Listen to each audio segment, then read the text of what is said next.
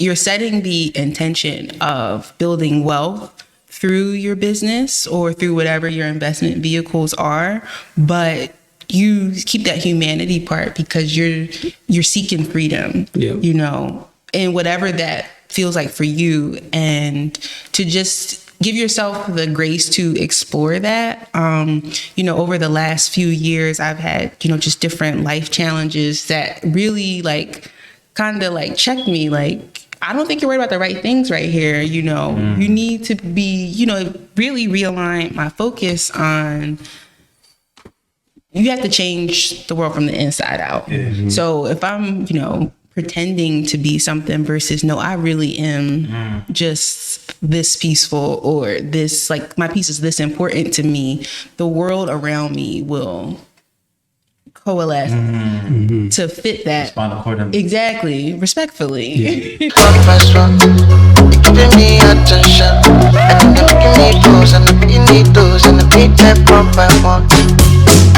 Welcome to another episode of the Pepper Soup Talk Show. My name is Aki, here with my partner Sekou. Our special guest today is a woman who wears many hats. Yes. She's a writer, an investor, an executive. I would say a master communicator. Oh, geez. All right.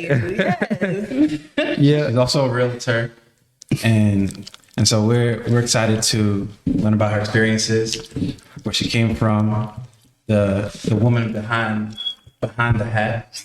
As you can see, she has this little bucket hat on right now.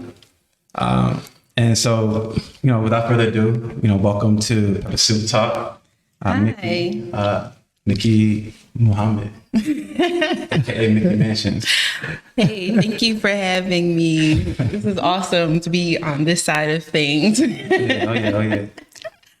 Yes, thank you guys for having me. I'm excited to be here with you. Nah, for sure. So to start, I wanted to go back to when you and I first met, because say this maybe like 5-6 years ago now, and I remember one of the first times we met, right, was actually here at Eastern Laws, and it was probably right after because we were both on the same brokerage, the Mosaic, and I remember asking you about your goals, like I think it was actually about your real estate goals, and you said, I want to do projects like this, and you were referring to the Eastern Laws. And I remember thinking to myself, I remember this vividly. I was like, man, this woman thinks big. And I remember that really resonated. And so my first question for you is that mindset around thinking big and also like vocalizing that. Where does that come from? Is that something, does that have to do with your upbringing? Are you someone who has always thought big like that boldness, you know, that audacity? Because that's something that definitely stuck with me from some of our earlier conversations. Oh, wow. I'm like so grateful for you to share that, because do you guys curse on here? Yes. Okay. This is welcome to the Pepper Soup Talk Show. It's gonna get hot, so drop it like it's hot. Let's go. Like I said, it's just in the spirit of transparency. This is our space. Okay, you're talking to, you know, people here who look like you and I, or who really want to get, you know, a true sense of your story, and just be yourself. Okay. Have fun. Yeah. So I definitely appreciate that reminder, because I'm not sure if there's a specific place it comes from. I'm very grateful for the mentality of, you know, wanting bigger than what I see. It's really beautiful and humbling now for me to not necessarily reel in those big ideas, but make them tangible and try to really figure it out. So we met in 2018, both in real estate. And it's so crazy. I'm gonna back up just a little bit and answer the question. We met through the Better Than Success Real Estate Club. And that was 2018. I had no real idea of where I would be now in my real estate journey, but I just knew that I wasn't interested in the typical real estate route or just flipping individual houses. Yeah. I wanted to have projects that were impactful. And so when the opportunity came for me to align with Mosaic as a real estate agent, it was really insightful that these are people, like you said, who look like me, two Black developers who are doing these really big projects. And that was very tangible to me. When I was asking if I could cuss or not, I was joking because my sign is a Taurus, and we're like notorious bullshitters. And I can be self-aware in that way. Right. But I definitely mean business when it comes to like, I want the best and I want to, have an impactful experience here while I'm alive. And I guess it's a great question. Where does it come from? I don't know. It's like really interesting where I'm at now that I feel like I was low key stifling that. So I even appreciate that reminder that I've been talking heavy, So now your background is in communications and yes. PR. Yes. How did you get into that? Is that what you studied in school? Yes. So I went to Temple University and I have a bachelor's in communications. Before that, when I was in high school, I was actually a part of this broadcast club. It was like an advisory called CBN. So I went to the infamous Central High School in Philadelphia. Central. Like a pole. Yeah, we are. And it's so funny when we were in school, people will always say like, people will shout out their class number to you and all that kind of thing. And I'm like, okay, whatever. Like, get me through English right now, please. But it really is. I was just, it is. It really is. And it's, I think, to be honest, that's probably going back to your first question, where the seeds, well, my family has always planted, been very supportive of me, and I never really felt limited in the types of things I could do. And I feel like that was cultivated in a space like Central where I could create a club if I wanted, where I could take any different type of classes to begin with, to not even wear uniform in a system, where I was in high school when it transitioned to a lot of the public schools wearing uniforms. So me being, a fashionista, I was like, I'm definitely going to Central so I don't have to wear a uniform. So I think just that, that freedom to be and kind of experience who I, am or who I want to be, I think I've had for a long time. So I mentioned fashion when I was in high school. I really did want to be in fashion. And I actually got into FIT and another fashion school, LIM. I was, you can't tell, like always the overachiever. Like I wanted to do so many different things. So I first wanted to go to Howard University. Okay. I had went on a college tour and wanted to go there, and I got like a taste of, okay, I can be like Black in fashion here. But then I started going to see some of the schools in New York, and I was like, nah, I'm going to New York. Like, it doesn't matter. So I did really want to have the, experience of being at a college campus, but still have access to the city. So I actually wound up going to St. John's for a year, and I did communications there because as I was going to the fashion schools and trying to figure out what that would look like for me, I wasn't really feeling the vibes. It was like I was going to live on top of office buildings in Manhattan. And then when I started hearing about some of the cultural experiences in fashion, basically that I would be like the coffee getter or you'll be disrespected, but it's okay. And I was like, that's never okay. So I just wasn't comfortable with that. And I just decided I wanted to be in New York, but I still wanted to be in a college environment. So I was already in the broadcasting club where we would put on, morning news shows, that kind of thing. So I was like, okay, well, let me just try communications. And I wound up transferring to Temple after when I was at St. John's for maybe about a year and a half. And it's kind of funny, and it is what it is, one of those things that I feel like I chose communication because it was like one of the easy things. So even when I was at Temple, because I had transferred, I didn't want to stay longer because I really do like film and I was interested in that track. But then I was like, I may have to go over my time. Yeah. So I chose communications as a way to get my credits. Yeah. And that kind of thing. So it's interesting. I also had the opportunity to have a government job at that time in communications, which is actually still a job I'm at now.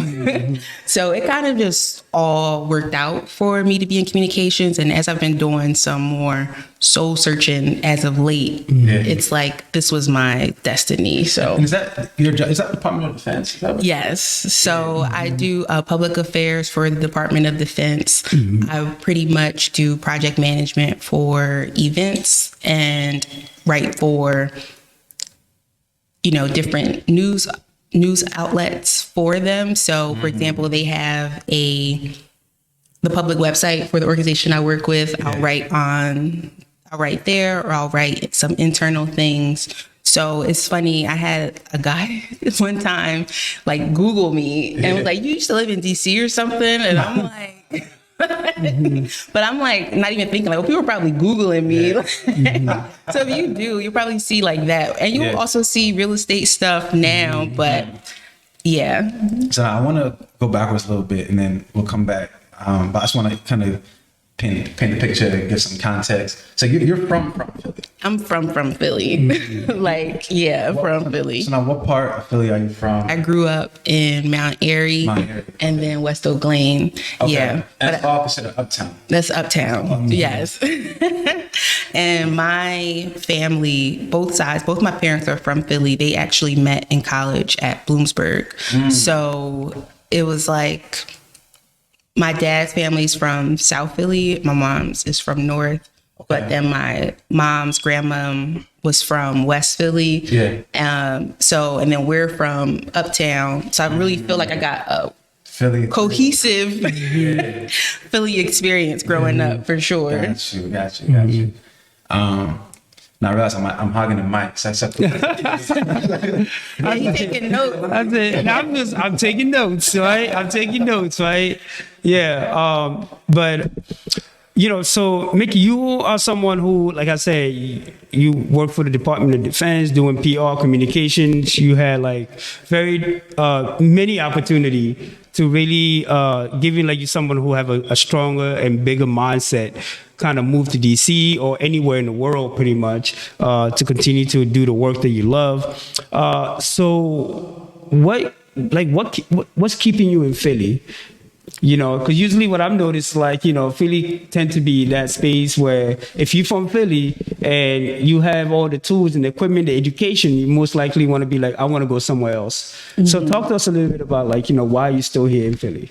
That's a loaded question, Sekou.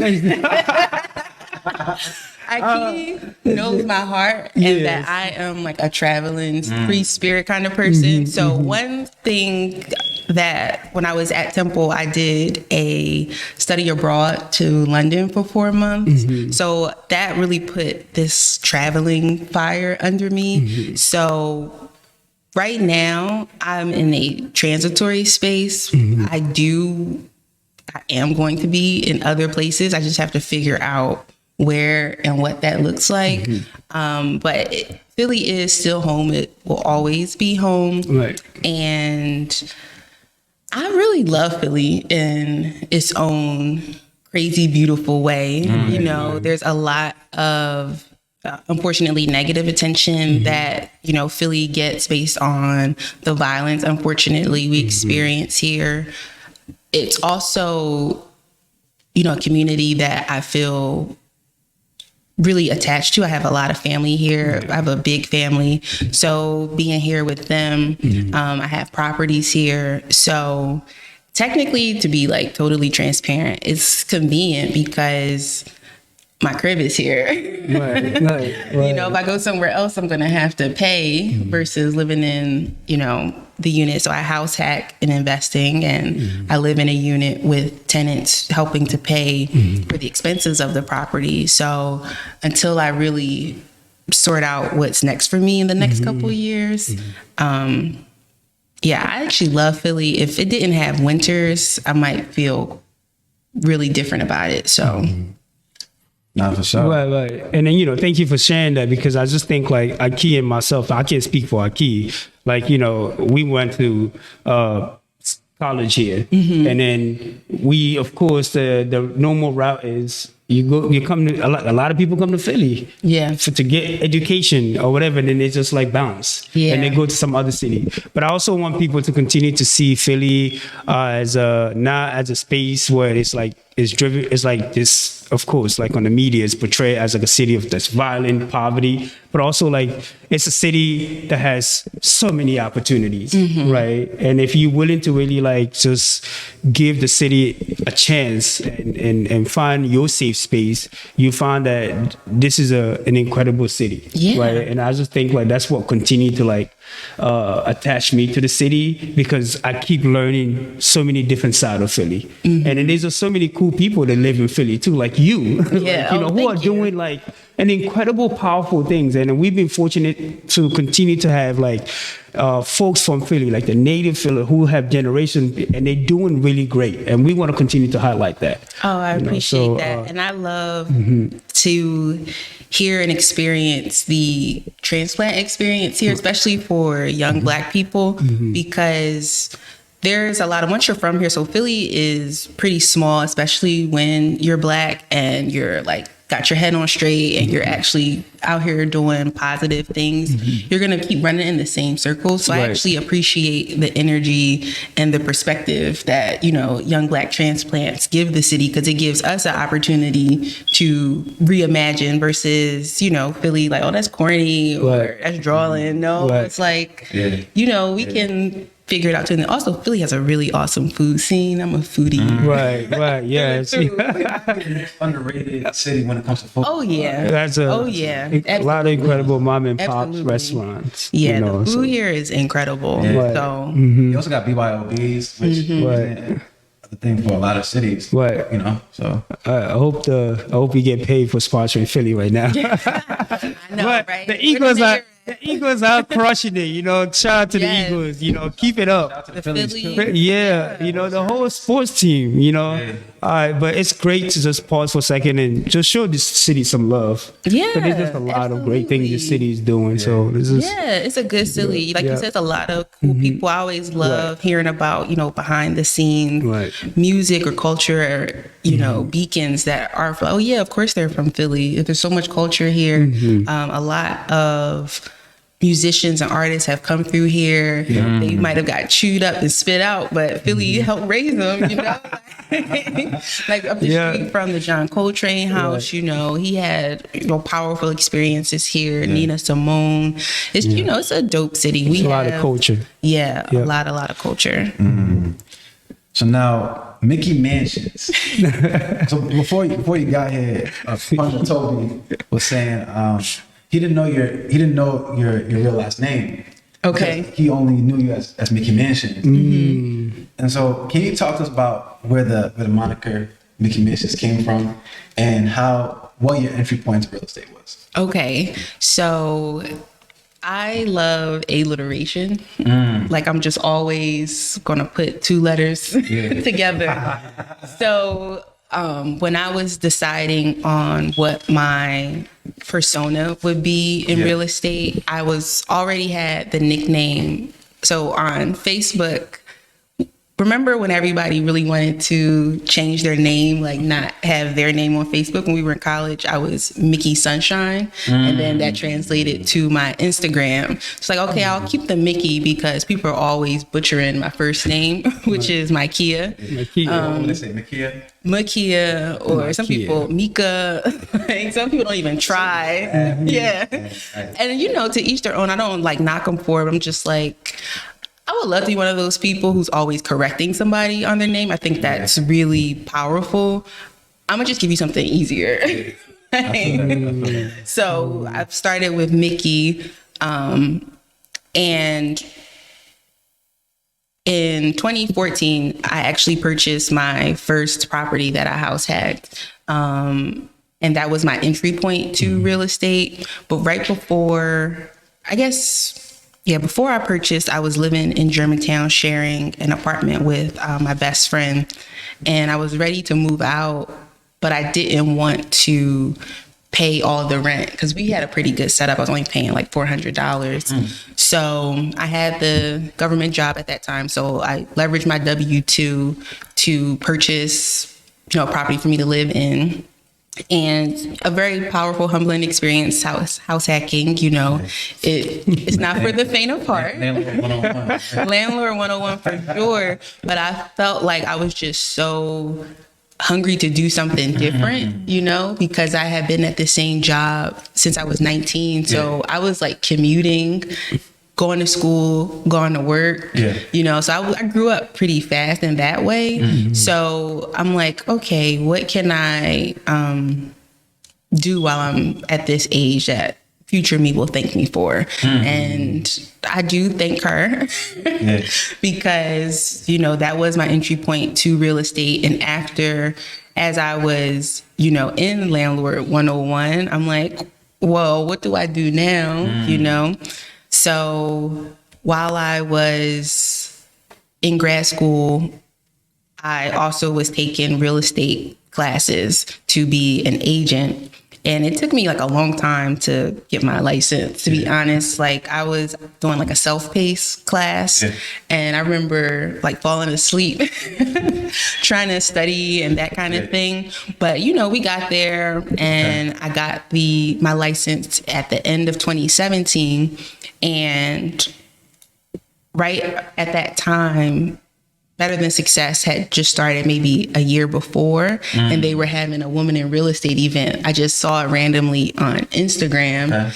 And after going to that event, I was just like, whoa, like not only are there these people, Black women, young, but they're really doing stuff like, actually owning brokerages, owning properties, owning real estate related businesses. So that was really powerful to me. And I started volunteering for the Philly Real Estate Week for the first one in 2018. And it's just been a really beautiful experience. Shout out to Nicole Purvey. Yeah, for sure, because it was just like a no-brainer alignment for me because I was just floundering, like I knew I wanted something, but I needed like the structure of a community. I'm a very community-minded person. So I really appreciated that. Then I aligned with Mosaic after being a part of Better Than Success. It was literally like, even before that, my brokerage before that, I found out about them at the Wire event. So it's just been, really powerful to be in that community. And now full circle, I'm one of the executives in the mentoring. So it's been really beautiful to, continue to be a part of and give and receive in that community. For sure. And to rewind to that very first property you bought, because you said that you house hacked that first property. Just for people who don't know what house hacking is, can you just talk about what it means to house hack? Sure. And also, how did you know or think to do that? Yeah, that's a good question. So shout out to the internet. I'm gonna just say that. As I keep saying, YouTube University. YouTube University, because it was literally like no BS. Like now I don't want to cuss, right? So literally I saw a YouTube video of a guy explaining how to house hack. Like you live in one unit of a property and rent the others out. But what makes house hacking powerful for people who don't have a lot of initial capital as far as down payments or to purchase a property outright with cash is that you can use an owner occupied loan product like FHA or conventional. So you can, put down 3.5%. So for me in 2014, the property I purchased was $92,000 and 2014. Yeah. So let's see, I think my closing cost, I remember looking at my bank account every day. Like, if I only had like a couple more hundred or another 1,000 or something to go to closing, but I think my closing costs were maybe like 6,000-7,000 and my down payment, my earnest deposit was like 1,000. So if we round it up, for under $10,000, I, purchased a property. I had to do some work, of course, to get it livable for me and the upstairs unit, but it was ready to go. My mortgage was about, how much was my mortgage then? Like $900, because I did a 15-year product. So another old me looking out, because I was being real sticky with it, because right now I probably would have got a 30-year product because my mortgage only would have been like $500. But I only have 8 years left now. Wow. So if that was 8 years ago. Yeah, exactly. So yeah. So how many property like you own now? So I have 2 properties and 5 units total. Wow. Yeah. That's incredible. Yeah, thank you. No, that's powerful, and for just folks out there, like I said, the purpose and point of this talk show is always to drop some gems in which, like, our viewers could always like take it and run with it and improve their lives with it. So, what are some things that you were like give you some sort of anxiety when it comes to like investing in property or buying property or be a first home owner that you want to share with us? And like, in addition to that, like, what are some like key things that people could sort of like, you think that they need for a lot of our viewers who thinking about like buying their first home? Yeah, that's a great question, because I probably should have been a little more scared. It was a lot to be figuring out on my own through basically the internet. Like I had a good agent who helped me navigate the sales process, but once that was over, I'm a landlord, so I had to figure out how I'm going to get tenants, how I'm going to do my rent collections. And that's what really encouraged me to start going to different real estate events and trying to get in community with other real estate investors, because I didn't even really consider myself an investor at that time. I was just like, oh, I'm a property owner. But, once you're running a business, running a property. So some of the anxieties that I had up front were, am I doing this right? What are some like liabilities that I may encounter? You just really don't know people. Me living there, I was concerned. Like, so one time I had a tenant who was running an Airbnb on top of the property, and like that property is not in a neighborhood. Like, you should be running an Airbnb. Well, you had somebody who rent your property. He was renting from me, and then he was still running. He said, "Wait, what?" Yeah. So one day I'm like leaving the house. He's a little creative, I have to tell him. I'm not mad. So the thing is, I'm like, yo, if you gonna do that, you got to be breaking me off. But like you better be careful, because this could be you out. Right, but I'm saying he was a hustler, but he forgot that he lived in the house. Right. By a hustler. So you're about to hustle me. Exactly. So, it's definitely, I have to tell landlord stories for days, but, it is what it is. We want to hear we want to hear some of the stories. Especially for people who think it's all just gravy to get into this. It's important for people to have a real understanding of what it takes, some of the things they have to go through, because there's no one blueprint that's just out there. This is how you become a real estate investor. This is how you get into real estate. Yeah. It's not like when you finally sign that contract, you take that photo with the key. Exactly. It's not all about the hashtag, right? But back to Keith's question, because I do think this is important for our viewers to know. Yeah, no, it's interesting because I'm becoming more out of my shell now, but a private person. I didn't even want to take a picture at closing because I'm like, oh, this is only step one. Like, so whatever, but okay, girl. So we would be when BTS was in person at the masterminds every week, just listening to all these horror stories. Man. Like it was just like so juicy.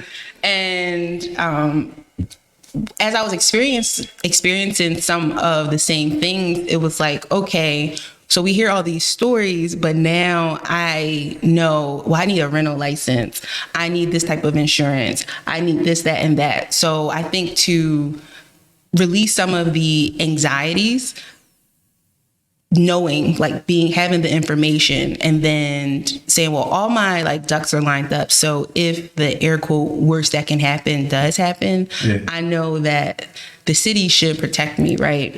So yeah, I don't know. I'm technically, after 8 years as a landlord, I'm actually in my first eviction process, which, happened because I was in a mental space earlier this year that I was, I don't know, not just on my P's and Q's on things I knew I wouldn't have typically done, right? So this was definitely a reaffirming lesson for me to always trust myself and to, just honor my gut for real. But, it's all good. God is good. I'm moving through it. But to say that I'm in eviction court and anybody can go down there, I would recommend anybody who wants to be a property manager, just go and be a spectator. Yes. Because that is, when you think about being a landlord, the worst thing that could happen, aside from, of course, God forbid, a safety issue or something like that. So making sure all your safety things in the property are together, but going to see what the actual process looks like, I felt like I would have had such less anxiety had I just seen what that process looked like. Of evicting. Exactly. Because even though it seems like this big bad court thing, this city is still a business. So they're moving people in and out. And it just was like, oh, this is what I was freaking out over all this time, and it's not a pleasant experience. Nobody wants to have to take their time out to do something like that. And,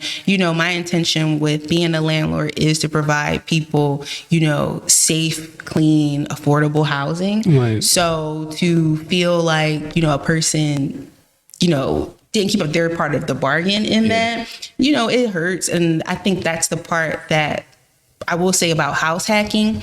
It can be challenging to separate the business and the personal because you live there. So I had to release my ego that, this person's walking up and down the steps every day and they not paying me. That's crazy. Yes, that's crazy. That is crazy. But it's if I wasn't living there, it would be going after a contractor in any different type of business. You just know you're going to have these types of hiccups. So I definitely think it gave me a more tough skin being a landlord. And then being in sales, I was seeing transactions and, having to advocate for clients brought me out of my shell more because it's well, you're not going to railroad me, but you're definitely not going to railroad like this person who trusted me to, help them through this situation. I know you got a lot of real estate stories. What is the craziest, maybe tenant story that you've experienced? So take your time. Yeah, I know, right? So my first property, I've always wanted to, like I said, help people with housing. So I didn't have a Section 8 voucher through the Philadelphia Housing Authority. Basically will help subsidize someone to live in the property. But I did have someone who was interested in living there while they were part of a veterans organization or something. Mm-hmm. So the veterans organization helped them pay the down payment. So, I was working with them like, okay, that's fine. Let me take this opportunity to, help house someone who genuinely didn't have housing. So the tenant moves in, we, do everything with the veterans organization, but the veterans organization only helped them with the down payment. So once it was time for him to start paying rent, literally the first month, he had a story. Oh, I lost my job and da da da da. Like I was just like, nope. Like he was like smoking cigarettes in there, and I was just like, yeah, no. So I told him, look, I'll give you this money back. Good. You just have to get out. Mm-hmm. And I'm glad I did that because the experience I'm in now, I should have did that. Right, you know what I mean? So it's like, sometimes you need those reminders, but it's all good. We're human. You can't write down and remember everything. Baptism by fire. Yes. Yeah, for sure. But you as a entrepreneur, I am being more intentional with systems and, getting the right help, those kinds of things, because I think for a few years, I had to really sit with the fact that I am an entrepreneur. I've always had this other job. So it was like a full-time second job for real, being in real estate between property management and real estate sales. So yeah, it's been a powerful experience. He's probably getting a kick out of this because he see me cussing and fussing about being in real estate. So for me to be geeking and cheesing is a blessing. It's a journey. It's one of those things. It's like, when they say you can't live with the person, you can't live with a person, you can't live without a person.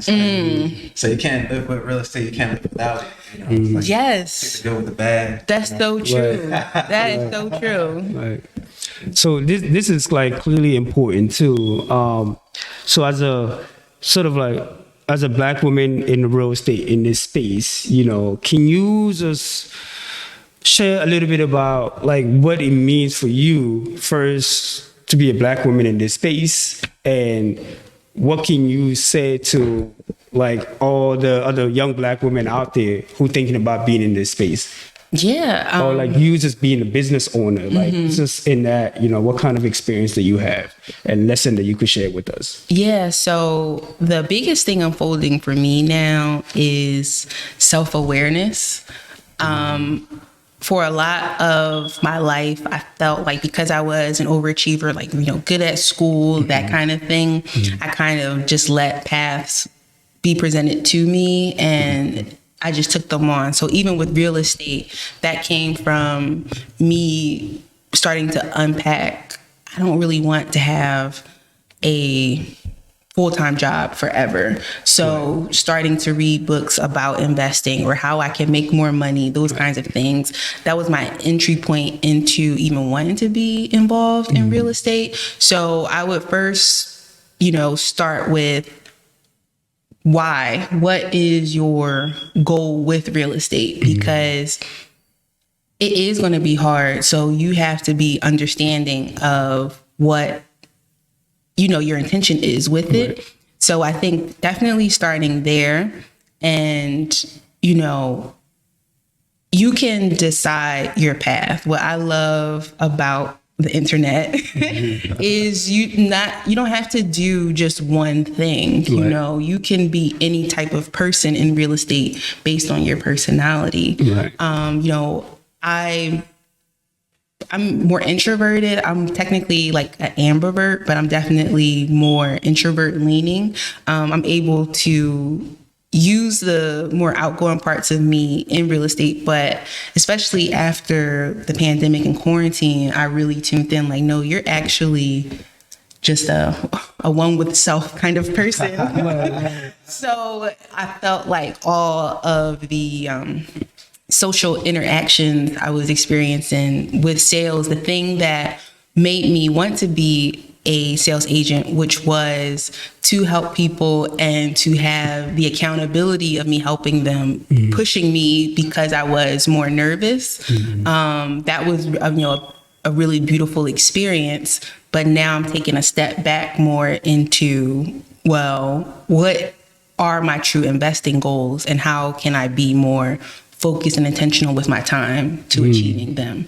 So I'm always going to start with self-awareness. Is why I started doing the mindset meditations, because once you know, or you are confident and firm in who you are, you'll know, like in your gut, how to navigate. You may not know the how, like what information exactly you need. That's why I think being a part of community is really important. So you can just have a mentor or someone, hey, I'm experiencing this, what should I do? Or even if it's not directly asking them, you're seeing the different stories, or you're, you know, seeing people's different experiences. So you can say, well, I know I definitely don't want to do that. Like I'm one of those people where it's like, I had to learn it by myself. No, I don't. If I see a thing happen to a person, then I'm going to be able to take that. And, you know, the self-awareness part is what I am working on, is to be able to separate their experience and mine, but I can still take the, you know, overarching themes to try to figure out, is this right for me? Or, you know, what can I learn from their experience? Self-awareness and understanding your why. Those are some jewels right there. So I really dig into that. Right, but I also love what Mickey just shared, like how sort of like your personality permeate through your business. So when you do business, right, and it's not something like at the end of the day where some folks go into business, whether that's owning property, investing, and somehow it feel like the business just change them in a different way, you know. But it's just interesting that you're able to share how it's just like where you're at right now. It's like really trusting your gut, trusting yourself, and not losing these sort of instincts when you're in this space, even when you're seeing the success. Yeah, right? Absolutely. Because it's just really crazy to experience that, you know, people may not understand that they're taking from you if you don't have a replenishment process, you know? So it's like... Wait, can you elaborate on that? Can we pause for a second? That was a gem. That was deep. Okay. That was deep. So we're going to pause because we need to, sometimes we got to soak this up. Okay, yes. Go ahead. Sure. Can you say that again one more time? People may not realize they're taking from you if you don't have a replenishment process. So, for example, real estate sales, and I'm speaking to my sales experience right now, because I don't think people understand how hard of a career that is. You have to be like a master, or at least working knowledge of marketing to even get business. It's a lot of psychology with the clients you're working with, and you're guiding them, whether they're buying, selling, investing, through what for most people is going to be a transformative experience. So I know not a lot, but some agents like to work with investors because what we're describing, they have more of that business mindset. So the transactions are just, do the numbers work? No. Okay, cool. We're out.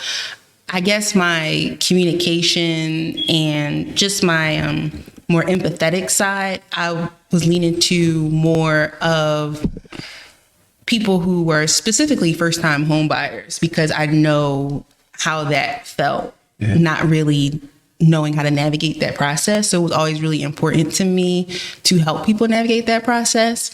But within that, you're getting calls in the middle of the night of somebody really frustrated that their, financing isn't going the way they thought. They could lose out on something, and whether it was appropriate or not, holding on to levels of guilt for things that were like out of my control. It's just like, dang, this is a really good person. This thing that is really out of their control is happening right now.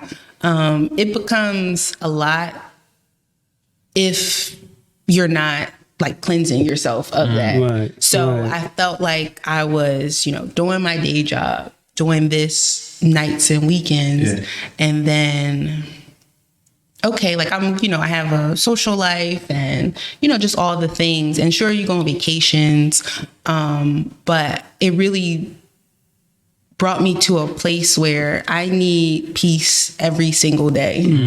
And even before I do things, because I've really, to be honest, struggled with anxiety a lot of my life. I just, in more areas than not, I was easier at overcoming them. Knowing that I was a good student or a person who loves to learn, certain things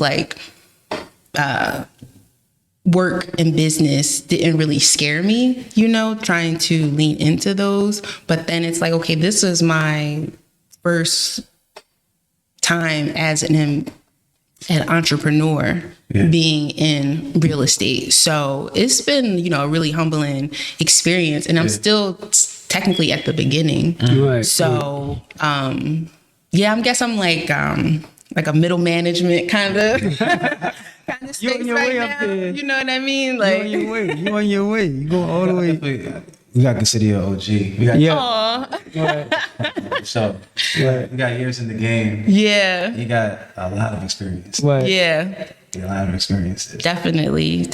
I'm just, so grateful to, continue to, align and build with the right people. Like you guys, is just like, okay, I'm on the right track if, we're all in this together. For sure. Right. So hopefully, folks will come get an opportunity to spend some time with you. She's a really cool person to hang out with. Oh, thank you. So in addition to that, I'm just learning so much about you today. Yes. And I feel like I wish I've known these things, but that's why I'm grateful that you on our talk show today. Yeah. It's just incredible all this cool stuff that you're doing. And in addition to that, you're a cool person. Oh, thank you. It's a perfect balance. I appreciate that. Right. Can you talk a little bit about BTS? What exactly Better Than Success Real Estate League is? And you're a real estate executive for BTS. Can you talk about what that role consists of and how it's adding value to you? Definitely. So Better Than Success, also known as BTS, is a real estate club for first generation entrepreneurs. A lot of the members are people of color. Right now, there are 400 plus members. It started in Philadelphia, and now it has a national brand. So it's really a real estate education platform. And there is just so much knowledge and experience within what we call the back office, which is let me back up. So for the 6 years that BTS has been around, there's been weekly masterminds every Wednesday. So I can remember maybe once or twice they didn't happen. So it was like church on Wednesday. Yes. Seriously. Real estate church, right? Yeah. And masterminds still happen even through the pandemic, virtually. They still happen today virtually. So the different topics that someone, I guess, may come on and talk about, from the beginning of investing to really high level parts of investing, or even if it was just like not necessarily a real estate investing topic, but like a money management topic, something that you could, better your business from. All of that knowledge is in a repository, which is called the back office, that you always have access to. And now I am one of 12 executives that help host the events. So there's the mastermind, there are 2 weekly accountability calls, and there's a book club. There's just a lot of, community, like real estate community based programming that people can experience and be a part of. And what I love about it is it's still like, it feels good culturally, because I don't feel like someone is just like one expert, right? And that person is telling you, oh, you need to do this, that, and that in order to be successful in real estate. It's like, no, here are all these resources and different avenues you can take in real estate. Yeah. And, as long as you are strategic in how you're going about it, you can, be successful. And with my communications background, I'm really big on like core values. I mean, I got that's from like my parents, and just, in general, I'm really key on the values, and real estate can be like so grimy. Right. So to be a part of a community that, is based on values of integrity and, prioritizing business with each other. And then just really watching the ecosystem unfold, like just a lot of connections I've had, especially in sales, it's all about your network. Yeah. So many like money making opportunities, like business clients, partners that I've aligned with, just being in the ecosystem, I really love. And the coolest thing that just launched with them is the AI mentor. So it's a psychology-based approach to being a real estate investor. So you take a quiz on things you would be interested in or not interested in as far as real estate, kind of what your habits are. And then you can see a track for yourself. And I love that so much, because even though I'm like in real estate and I'm knowledgeable, we're always, to be an optimal person, you always have to be learning. You always have to be growing. Exactly. Right. Like that's just so whack to stay stagnant. Right. And it's like, so you think of real estate, it's like this like huge, massive like cargo, right? Like, you know what I mean? It's massive.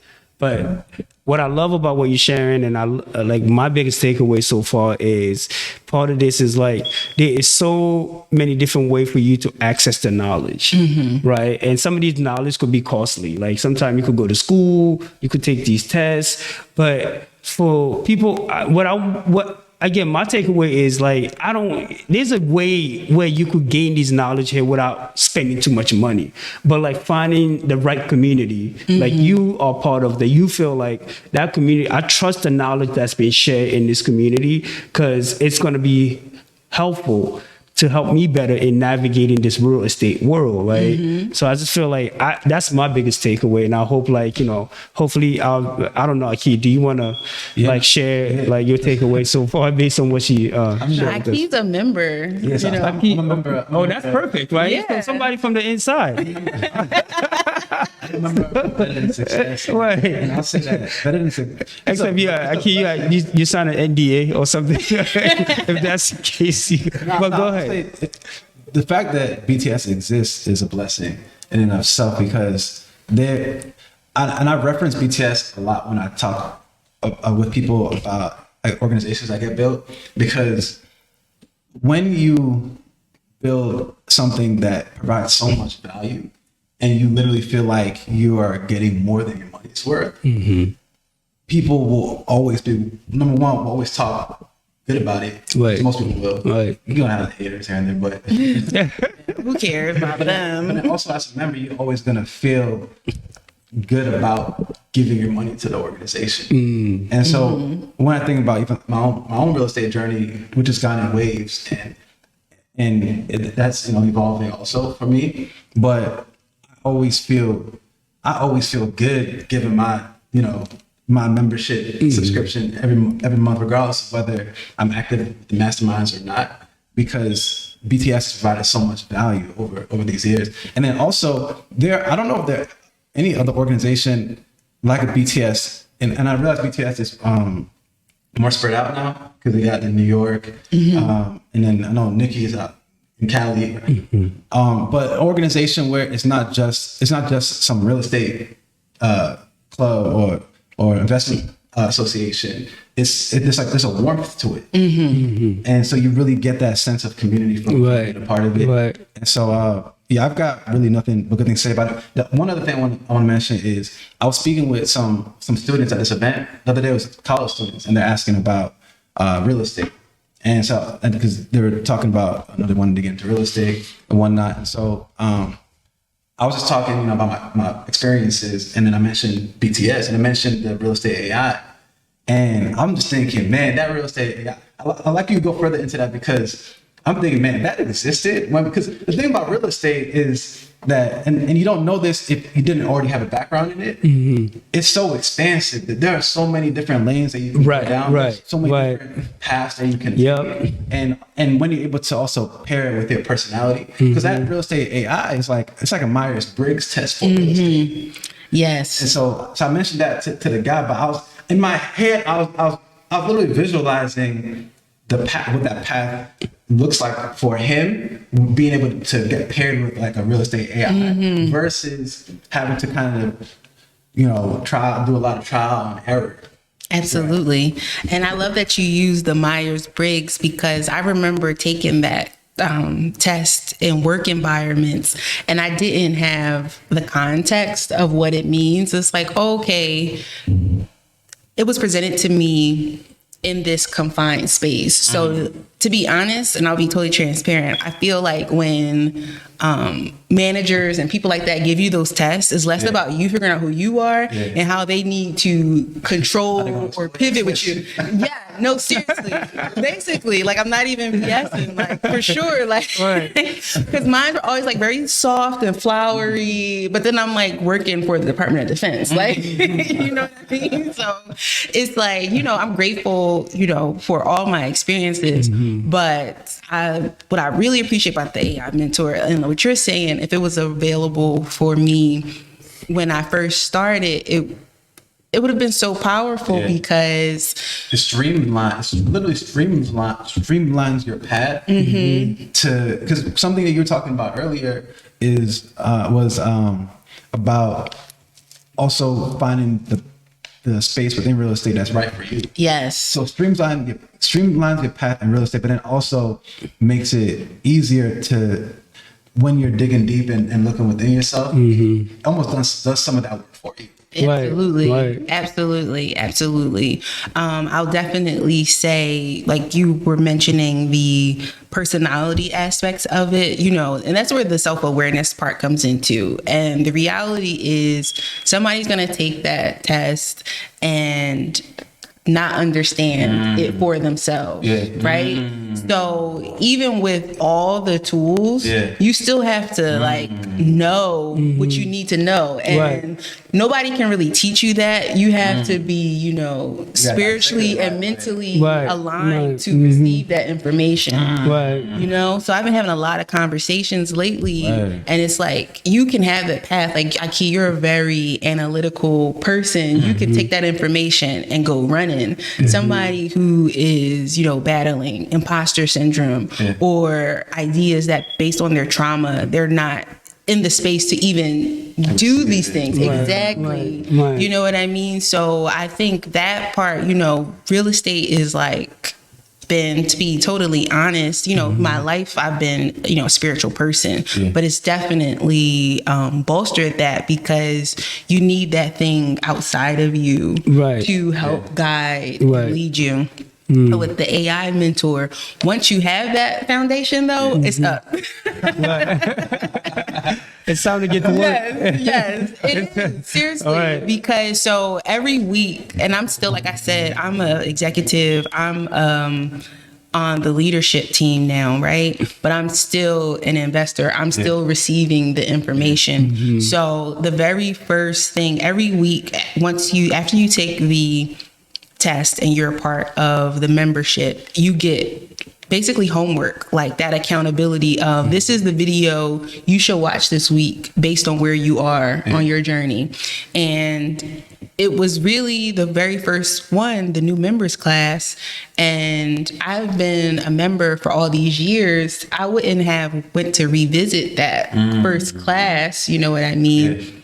If it wasn't reintroduced to me. So I really appreciated that. And it was like a reframing, like, oh, okay, wow, like even as a established person in real estate, I still can always, transition my path or, take certain information that I know to align with what I really want.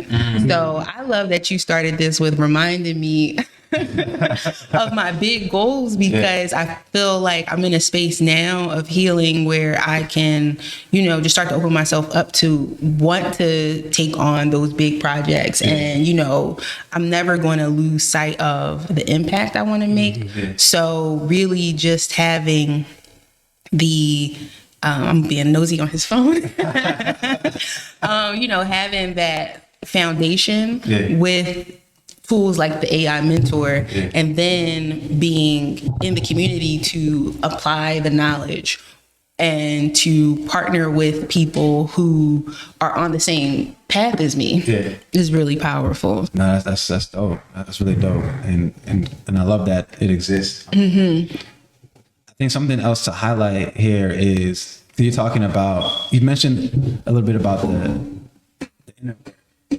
that you've done and you're doing. And I think that's important to just highlight, because it's a part of the process for everyone. And I think that, because even when you mentioned going back to lessons or the homework that you've given that maybe meant going back to some of the beginning stuff, the way you receive it may be completely different. It may look different from some of the work that you've now done internally, but it also may even look different just based on having all the years of experience that you've gone through and then coming back with a different perspective. And so I think some of the keys to like unlocking your future is in the inner work. It's a process. It's like, trust the process. But it's also important, like Mickey was saying, to have an important head start, because in real estate, where you start does matter. Who you interact with does matter. Who's working with you matters, right?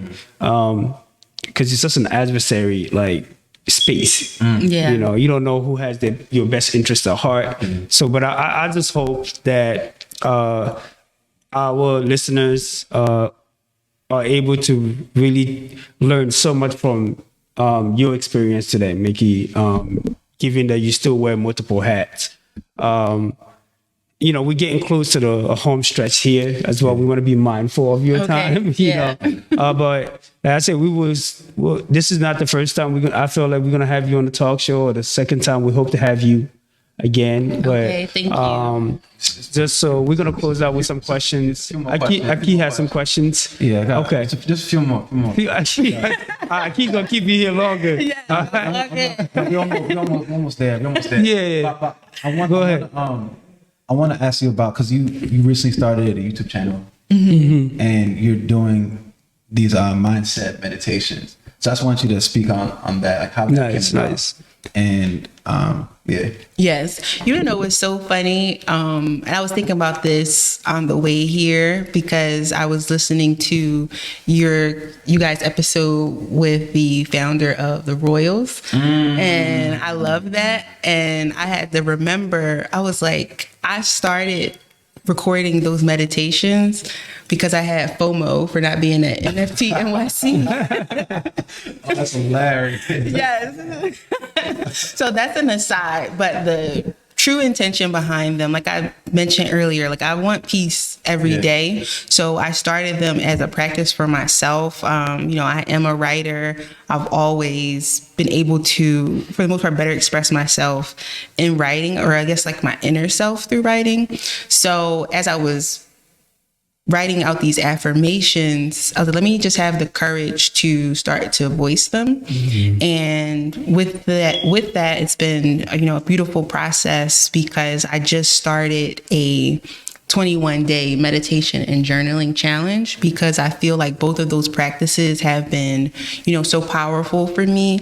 And I think in the business and investing space, sometimes people genuinely forget that they're human, like, because you're just so worried about the success of your business, the success of your reputation, and it's going back to that replenishment, the tangible result. Exactly. It's it's a tough space. And on that, a point that you're making around replenishing and also humanizing business, there's this phrase that you came up with called strategic hippie. Yes. And based on the definition, I realized I'm a strategic hippie. You were 100%. You are a strategic hippie. You had a moment of epiphany. Yes. So talk about what? Talk about knowing yourself. Okay. Self-awareness. Yes, I love it. But seriously, so a strategic hippie is a business-minded creative. I'm on your creative podcast, right? Talking about business, right? And it is a wealth building freedom seeker and explorer. So you're setting the intention of building wealth through your business or through whatever your investment vehicles are, but you keep that humanity part, because you're seeking freedom, and whatever that feels like for you, and to just give yourself the grace to explore that. Over the last few years, I've had, just different life challenges that really kind of checked me. I don't think you're worried about the right things right here. You need to be, really realign my focus on, you have to change the world from the inside out.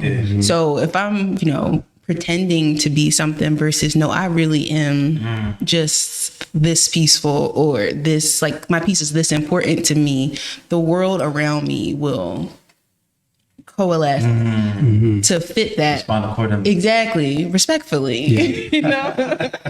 So it's definitely, changing from the inside out. And strategic hippie, I'm definitely going to be fleshing that out. There's a lot of different parts on, why I chose that phrase, but it's the beginning of the brand. And trademarking that? Yes, I actually have, and amen. Yeah, I need to just go ahead and do it, because I'm like, is it gonna stick? But you bringing it up just affirmed. Yeah, no, 100%. Let me just go ahead and do it tonight.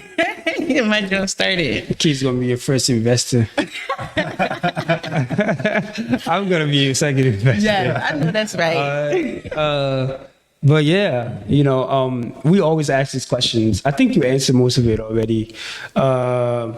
It's like if there was like a 13-year-old Mickey sitting in front of you right now, giving everything that you know, what would you say to her?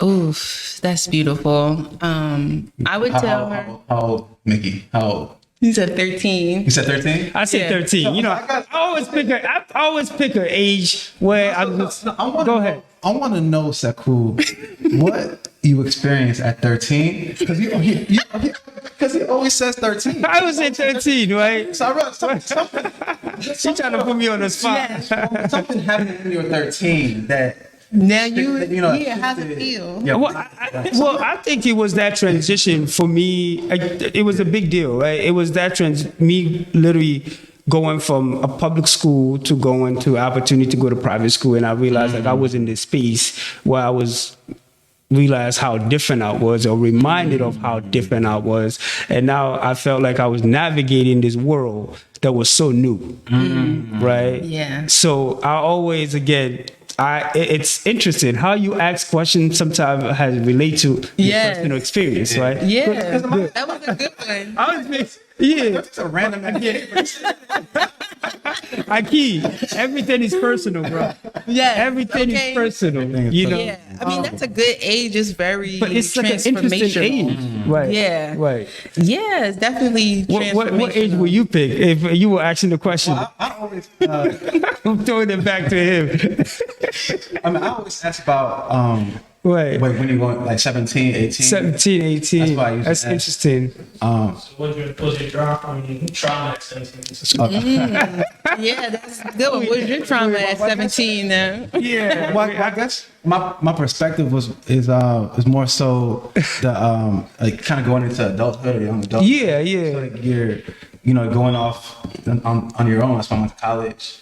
But it's like that pivotal moment in your life, like very transformative, where you start to realize, like, oh snap, the world is not as cute, rosy. Yeah, no, nobody's just worried about getting me to places I want to go anymore. Exactly. And, but I love that. That's why I just like, I always ask. I'm not sure when was that for you, but like, if that version of Mickey, that younger version of Mickey, at whatever age you choose, is in front of you right now, given everything that you know, what will you say to her? Yeah, that's a really beautiful, powerful question. I would tell her to, trust herself, release insecurities, especially when it comes to things like sharing about myself creatively. Mm-hmm. I feel like I align with more book smart or things that had rules because I appreciated the structure, but, having the courage to realize there's technically structure and creativity if you can. It's just so many ways to do different things, So the structure I'm finding in my creativity now is through spirituality. So, telling her to trust the more sensitive parts of her, because I felt like I was like a really sensitive kid. Like I didn't even really, like if something was really bothering me, I would just like walk away because I knew I was going to cry. You know what I mean? So just like owning my sensitivity earlier. I don't know how things would have changed or been different, but it might. Yeah, I don't know. I guess I would tell her that. And depending on what year it is, buy Bitcoin. It's like that. It's like you would tell her, you basically would tell her like it's okay to be vulnerable. Yes. Yeah. It's okay to be vulnerable. Right. Not put up this guard. Yeah. That's good. Yeah. That's powerful. Thank you for sharing. Yeah, absolutely. So the other question we like to ask before we close it out is jollof rice. Y'all know I'm Black American, right? So it's perfect. That's perfect. Maybe we not like a bias, like unbiased perspective. I don't know about that, but I'm go ahead. Who makes the best jollof rice? Elaborate. So my experience, I've had more Nigerian jollof rice in my life. I think I might have had Ghanaian jollof rice like maybe like once at a like wedding or something. So what I'm gonna say, Mickey, before you say the answer, just so you know, the score is there's a tie right now. Okay. Going on between Ghana jollof and Nigeria jollof are tied. Okay. So I'm just saying to you, I'm just giving you that little context. not to put that burden on you, but your response is gonna have a huge ripple effect through the whole continent of Africa right now. Oh, that's no pressure at all. That's no pressure at all. Right. I don't know. You gotta know. you like after all that trust your gut stuff. Right. Right. So to be honest, I don't even remember. Like I'm going based off of the person I know who made the best jollof rice. Okay. If I'm going to be fair to that beautiful woman, she's Nigerian. Wow. Okay. So just because she don't play, like she, yeah. So all right. I'm a have to just because my experience you know. Thank you. So again, today the winner goes to Nigeria wins today. Nigeria won today. All right. We're gonna play like a song with a No, flag. I like it. I love the personal attachment to just picking. Yes. So now, Now we have like a proper taste test contest. Like I'm Right. not afraid to be a objective point of view. Right, but today let's just to close out not the jollof one, all right? Because they need to be winners and losers here. Okay. Yeah, sorry, I don't mean to be. But this is No fifth place trophy. there's no blue ribbons here. All right, Okay, that's trust fair. me, it matters. So Naja Jollof prevailed today. Yes. All right, thank you, Mickey. Absolutely. for picking. So yep. Yeah, so no, it's been a pleasure to have you on the Yes, show. yes. This was really fun. Thank y'all. Very insightful conversation. People need to find Mickey. Where would they find you? Yeah, so I am on all of the things at Mickey Mansions. When I made the name, my slang, or not slang, but slogan is Mickey like mouse, mansions like a big ass house. So it's spelled Mickey like mouse, and then mansions on Instagram, Twitter, Facebook, all the things. And my website is mickeymansions.me. Wonderful. Mikia, it's been an honor and a pleasure. Yes, thank you guys Thank you so for coming on much. Talk This Show. was really I fun. hope you enjoy yourself. I did. Thank you so much. It's the Pepper Yes. Soup Talk Show, and we'll see you next time. See you next time.